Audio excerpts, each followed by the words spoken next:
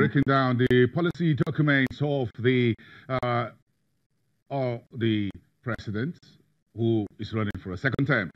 President Muhammadu Buhari on one hand of the APC, and of course the presidential hopeful for the PDP, Atiku Abubakar, their policy documents. Today, a focus on what they have in those documents about the markets and investments, putting all their policies on market straight. How will it affect your savings, wealth creation, and all of that? That's part of the conversation we're trying to do. It's going to take days and weeks ahead. So we're raising the curtain, as it were.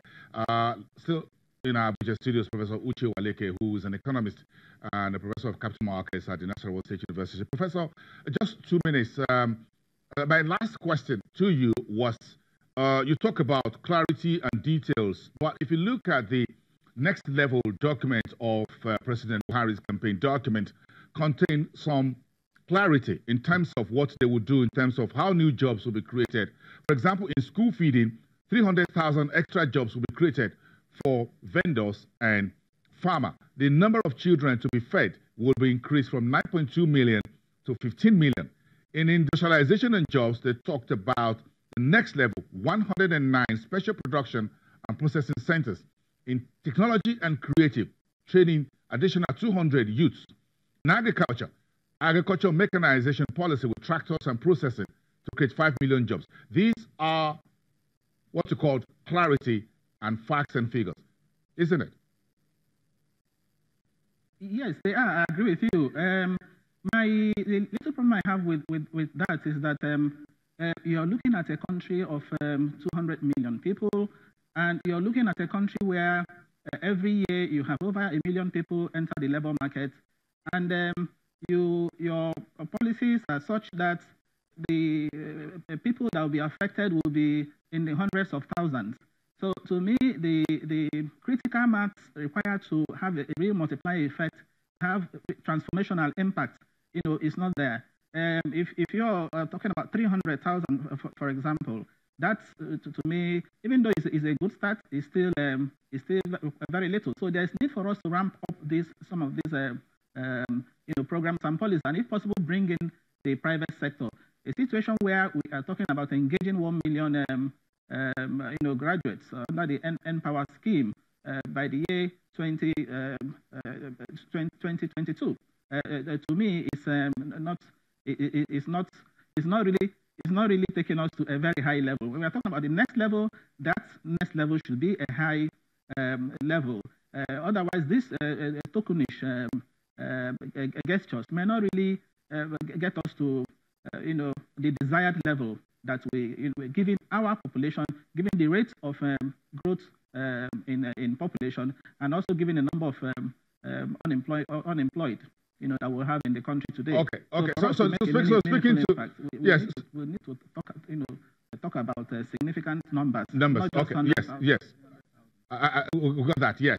We need multiples of millions, and that is understandable. But again, let's throw in these 2 new banks that has been proposed by the administration. These will be specialized banking institutions, the People Money Bank and the Entrepreneur Bank, to try and consolidate and put on traction. That's what the document says. What has been done under the GEP, the lending to SMEs, and the trader money and farmers' money and all of that. What's your take about these 2 banks that the Buhari's administration plans to do in the second term?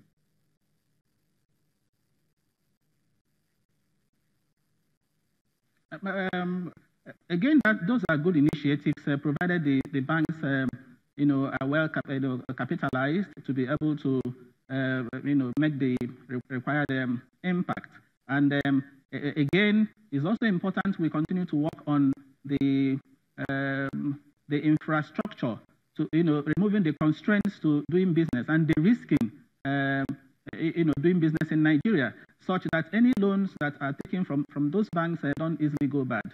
And the risk of granting those loans, is substantially reduced. So that, I quite support the idea of having the banks, as I said earlier on, but it's also important we put in place mechanisms to ensure that they are not just seen as government-owned institutions and any money gotten from them as being part of our own national cake. As much as possible, the government should get in the private sector, to be part of this.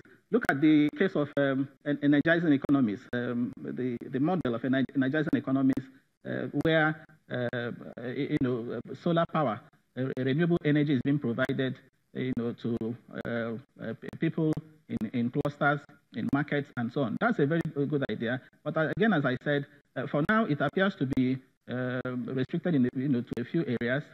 Where we have Area Aba, Kano, Sabongari market, and a few other places.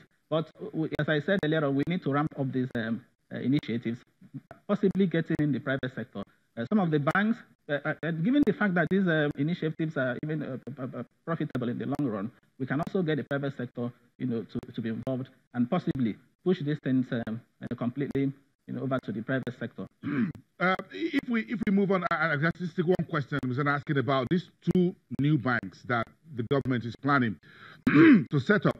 Do you think these banks will have to compete with the existing commercial banks and the microfinance banks? And this is going to be two new establishments by the government, which means we're increasing the number of government institutions in existence.